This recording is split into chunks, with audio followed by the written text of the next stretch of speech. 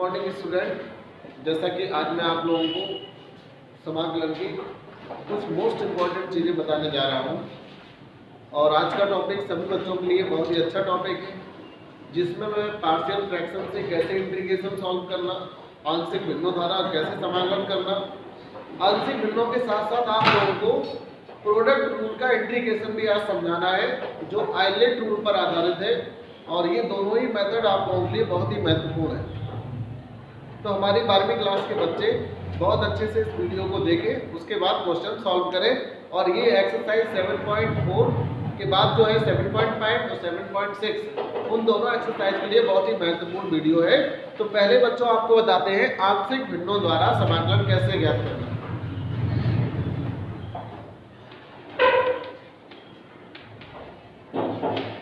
आंशिक भिन्नों में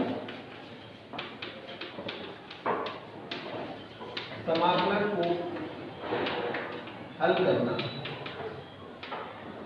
बच्चों कभी कभी समाकलन में अगर इस फॉर्म में लिखा हो, पहला नियम है इसका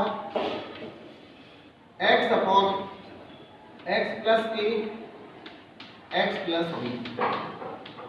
इस टाइप से अगर समाकलन दिया जाएगा, इंटीग्रेशन करने को आ जाए, तो आप लोगों के सामने समस्या आती है कि हम कैसे सॉल्व करें इंटीग्रेशन को। उस स्थिति में हम लोग यहाँ पर पार्शियल फ्रैक्शन आंशिक भिन्नों का यूज करते हैं। और आंशिक भिन्नों का यूज करते समय कैसे प्रयोग किया जाता है, इसको इस फॉर्म में हम चेंज करते हैं a upon x plus a plus b upon x plus b। इसमें चेंज करने के बाद a और b के मान निकालते हैं, a b के मान रखेंगे, अलग अलग समाकलन हो जाएगा। आपको पता है 1 अपॉन x का log x होता है। और इसको अगर सॉल्व करना चाहोगे बच्चों, इंटीग्रेट करेंगे, a b के मान निकल आएंगे, तो ये ब्रेक हो जाएगा इस तरह से a log x plus a plus b log x plus b plus का c। अब हमें किसकी आवश्यकता पड़ेगी, a और b की। तो इसका समाकलन जब ब्रेक करेंगे तो इस तरह से होगा। और a और b के मान कैसे निकालेंगे वो भी मैं आपको एक क्वेश्चन में समझाऊंगा। पहले आप लोगों को ये एक मेथड समझ में आया कि अगर x upon x plus a x plus b दो फैक्टर दिए हैं अपॉन में, तो उसको कैसे ब्रेक करना है, a upon plus b upon. दूसरा नियम है, ऐसे भी लिखा हो सकता है ax plus b upon x plus a x plus b का होल स्क्वायर। तो बच्चों इसमें कितने फैक्टर हो जाएंगे, 3, 2 इसके फैक्टर, 1 इसका। तो इसको हम लिख सकते हैं a upon x plus a plus b upon x plus b plus c upon x plus b का होल स्क्वायर। ऐसे तीसरा नियम, पहले हम चारों नियम बता देते हैं, उसके बाद उसके कुछ सवाल भी बताएंगे। आप लोगों को ये रूल समझना है किस तरह से आंशिक भिन्नों में ब्रेक करेंगे।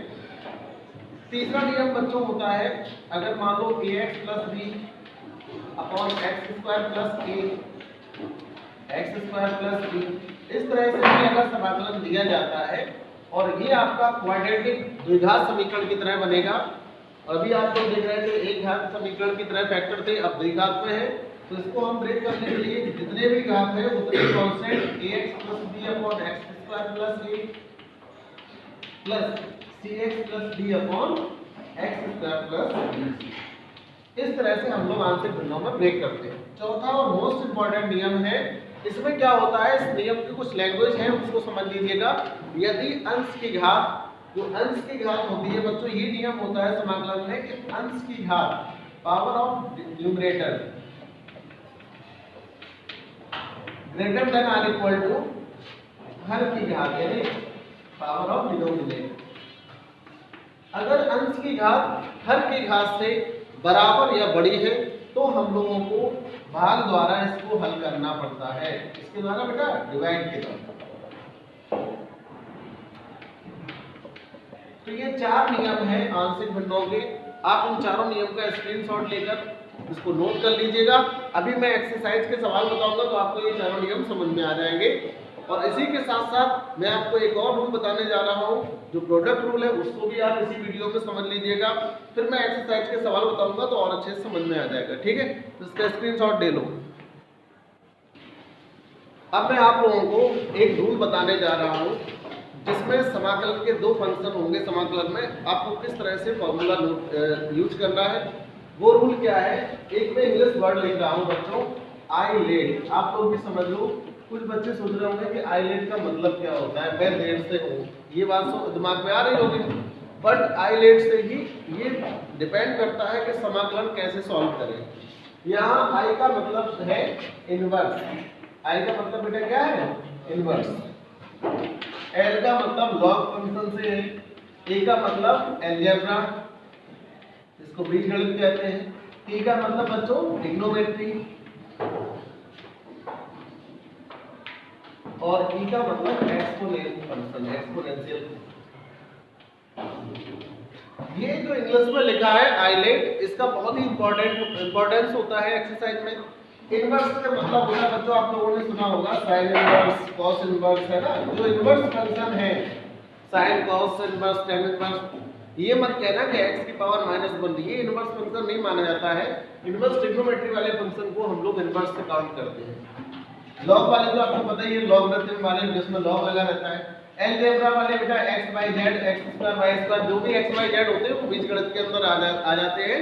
और ट्रिग्नोमेट्री में भी आप लोग जानते होंगे साइन, कॉस, टेन बच्चों, इसके बाद इसके अपोजिट कोसेक, सेक, कॉट, और लास्ट में एक्सपोनेंट का मतलब e की पावर x और a की पावर है। तो ये एक सीक्वेंस है आईलेट का।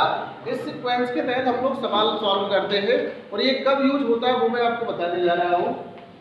उसके लिए एक्सरसाइज 7.6, इसके सवाल आप लोग इसी रूल से लगाएंगे। इसमें एक फॉर्मूला होता है, वो फॉर्मूला आप लोग याद कर लीजिएगा।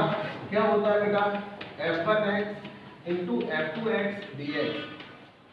f1x का मतलब पहला फलन, फंक्शन फर्स्ट, और f2x का मतलब होता है दूसरा फलन। जब दो फलन होते हैं और इनका समाकलन करना हो तो फॉर्मूला होता है first function as it is, second वाले का इंटीग्रेशन, -4 इंटीग्रेशन, फर्स्ट वाले का डिफरेंशिएशन।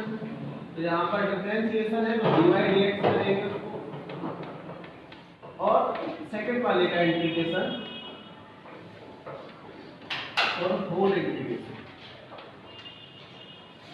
तो ये आपके एक फॉर्मूला है, इसको याद कर लीजिएगा। अगर आपको इंग्लिश में याद नहीं हो रहा है तो हिंदी में याद करने की कोशिश करें।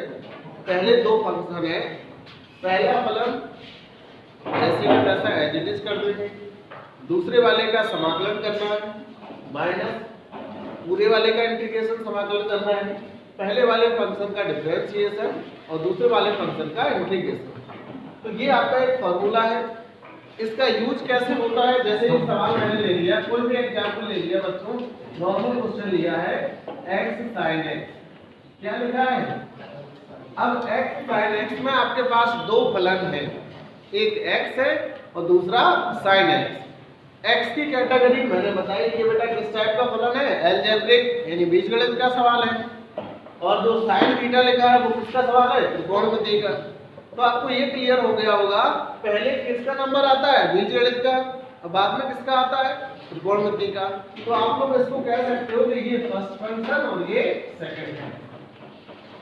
अब फर्स्ट और सेकंड वाला रूल लगा दीजिए, ये फॉर्मूला लिखा है। फर्स्ट फंक्शन x है तो इसको ऐसे लिख देंगे, सेकंड वाले को इंटीग्रेट करना है, -4 इंटीग्रेशन, फर्स्ट वाले का डिफरेंशिएशन और सेकंड वाले का इंटीग्रेशन, इसके बाद 4 इंटीग्रेशन। x बच्चों sin x का इंटीग्रेशन आपको याद होगा, sin x का होता है माइनस cos x, माइनस, इसके बाद x का 1 हुआ और sin x का माइनस cos x, तो माइनस माइनस प्लस हो जाएगा।